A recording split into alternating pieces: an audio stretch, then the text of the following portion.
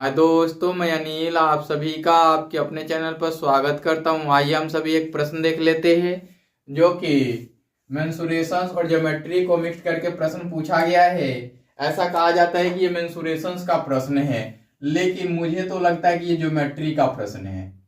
ठीक है, चलिए। दिया है दो वृत्तों की परिधियों का अनुपात 2:3 है, तो उनकी त्रिज्याओं का अनुपात है। तो आप एक बात जान लीजिए कि जिस अनुपात में परिधि होता है उसी अनुपात में त्रिज्या होती है। क्यों? सरकमफेरेंस दिया गया है, सी कैपिटल लिखिए और सी स्मॉल लिखिए। दोनों का रेशियो दिया गया है 2:3 दिया गया है ना। कैपिटल बाद में लिखिए और स्मॉल पहले लिखिए। ठीक है, 2:3 दिया गया है, तो इसका रेडियस जो होगा वो इसी अनुपात में होगा, 2:3 के अनुपात में ही होगा। क्यों होगा? इसके लिए हम बेसिक पढ़ लेते हैं, है ना। आप एक बात जानते हैं, यहां इसका पाई आर 2πr होगा और इसका अनुपात में लिखते हैं अगर तो 2πr होगा। अब देखिए 2π दोनों का वैल्यू तो सेम होगा तो कट जाएगा, तो r अनुपात r हो जाएगा। तो यही जिस अनुपात में c होता है उसी अनुपात में c अर्थात सरकमफेरेंस, है ना। तो लिखते हैं हम आगे की ओर, बेसिक से बनाते हैं ताकि 2 अंकिया पूछ दे तो दिक्कत ना हो। हल दिया है, क्या दिया गया है? C रेशियो C 2:3 पूछा है, R रेशियो R बराबर व्हाट। तो अब है ना,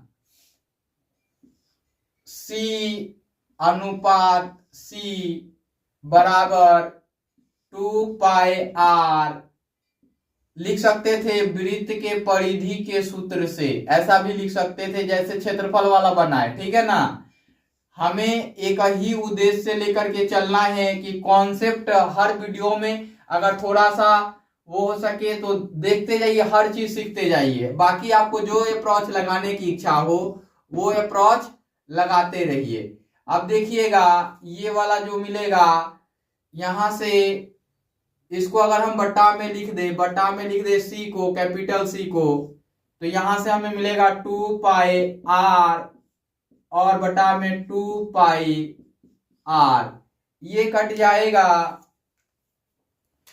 2π से 2π, इसलिए C रेशियो C बराबर R रेशियो R मिलेगा। तो हम यहां लिख सकते हैं, या ऊपर में यहां से मैं परिवर्तन करना शुरू करता हूं। ये मुझे सिखाना था कि ये चीज आता है।